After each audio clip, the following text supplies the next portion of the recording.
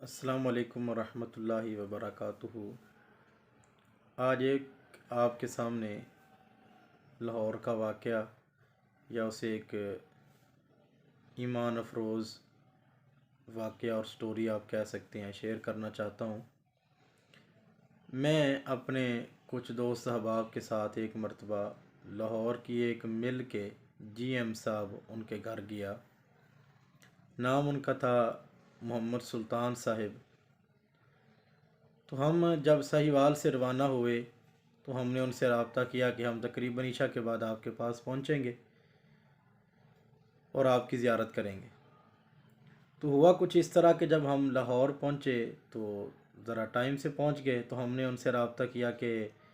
سلطان صاحب ہم آپ کے پاس بجائے عشاء کے مغرب کے بعد آ رہے ہیں۔ تو ہم مغرب کے بعد ان کے گھر پہنچ گئے،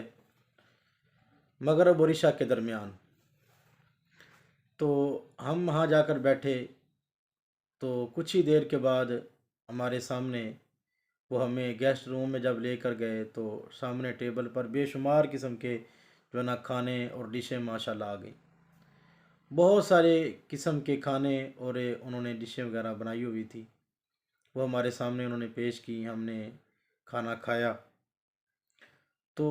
اس مل کے جو جی ایم صاحب تھے جناب سلطان صاحب، وہ اپنے خیالات کا اظہار کچھ ان الفاظ میں کرنے لگے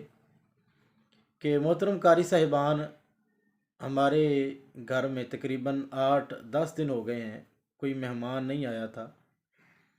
تو میری بیوی، میرے بیٹے، میری بیٹیاں اور میں خود ہم سب بہت زیادہ پریشان تھے کہ آخر کیا وجہ ہے کہ 8-10 دن ہو گئے ہیں ہمارے گھر کوئی مہمان نہیں آیا، پتہ نہیں اللہ ہم سے ناراض ہو گیا ہے یا کیا وجہ ہے، ہم سے کوئی غلطی ہو گئی ہے کہ 8-10 دن ہو گئے ہمارے گھر مہمان نہیں آیا۔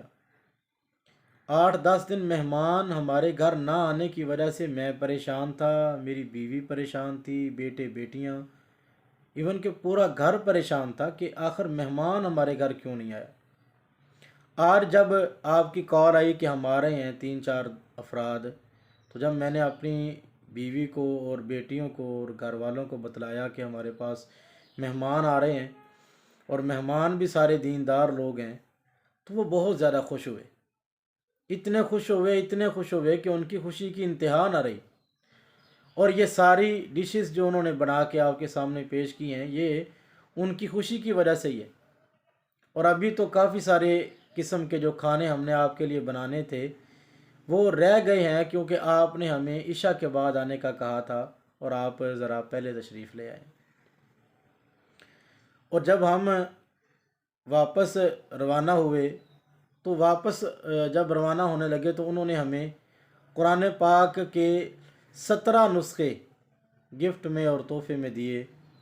کہا کہ آپ ہماری طرف سے یہ ہدیہ اور تحفہ قبول کریں۔ معزز ناظرین و مستمعین، یہاں 2 باتیں آپ کی خدمت میں گوش گزار کرنے کا مقصد ہے کہ آج بھی اس قسم کے لوگ ہمارے معاشرے میں اور سماج میں موجود ہیں کہ اگر ان کے گھر مہمان نہ جائے تو وہ پریشان ہو جاتے ہیں اور مضطرب ہو جاتے ہیں کہ پتہ نہیں کیا وجہ ہے کہ ہمارے گھر مہمان کیوں نہیں آیا۔ جبکہ پرفتن دور اتنا ہے کہ آج بہت سارے گھرانے ایسے ہیں کہ جن کے گھر مہمان چلا جائے تو جیسے وہ پنجابی میں کہتے ہیں نا کہ انہوں نے سر 'چ پانی پی جاتا ہے، وہ پریشان ہو جاتے ہیں کہ ہمارے گھر کا خرچہ نہیں پورا ہو رہا اور اس کو ہم کہاں سے کھلائیں گے، اس کی مہمان نوازی کہاں سے کریں گے۔ تو اس پرفتن دور میں اس طرح کا جذبہ رکھنے والا مرد، اس طرح کا جذبہ رکھنے والی بیوی، بیٹیاں، اولاد، بیٹے، یہ اللہ تعالیٰ کی بہت بڑی نعمت ہے کہ آج کے اس پرفتن دور میں بھی اس طرح کے مہمان نواز لوگ موجود ہیں کہ جن کے پاس 8-10 دن کوئی مہمان نہ جائے تو وہ پریشان ہو جاتے ہیں اور اللہ سے دعائیں اور التجائیں کرتے ہیں کہ یا الہ العالمین کوئی ہمارے گھر مہمان بھیجیے تاکہ ہم اس کی ضیافت کر سکیں۔ اور رسول اللہ صلی اللہ علیہ وآلہ وسلم نے بھی مہمان کی ضیافت کرنے والے شخص کو مومن قرار دیا ہے، فرمایا من کانا یؤمن باللہ والیوم الآخر فلیکرم ضیفہ۔ جس کا صحیح معنوں میں اللہ پر اور روز قیامت پر ایمان ہے تو اس کو اپنے مہمان کی مہمان نوازی کرنی چاہیے۔ تو اس سے پتہ چلتا ہے کہ جو مہمان کی مہمان نوازی کرتا ہے وہ صحیح معنوں میں اللہ پر بھی ایمان رکھتا ہے اور روز آخرت پر بھی ایمان رکھتا ہے۔ یہاں تو مہمان کی مہمان نوازی کی بات ہو رہی ہے، لیکن اندازہ کریں کہ وہ لوگ کتنے مہمان نواز ہوں گے۔ میں اس جی ایم صاحب کو، جناب سلطان صاحب کو، کاش کہ میری ویڈیو ان تک پہنچ جائے، خراج تحسین پیش کرتا ہوں، اور ان کی اولاد کو، ان کے بیٹوں بیٹیوں کو، اور ان کی بیوی صاحبہ کو جو ہماری روحانی ہمشیرہ صاحبہ ہیں، ان کو خراج تحسین پورے گھرانے کو میں پیش کرتا ہوں کہ اس پرفتن دور کے اندر ان کے اندر اتنا جذبہ ہے مہمان نوازی کا۔ اور دوسری بات ہے کہ واپسی پہ جب ہم واپس آنے لگے تو انہوں نے جو ہمیں گفٹ دیا،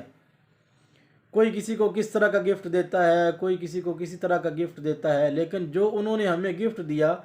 دنیا کا سب سے بہترین تحفہ اور گفٹ جو ہے وہ قرآن پاک ہے۔ اور انہوں نے ہمیں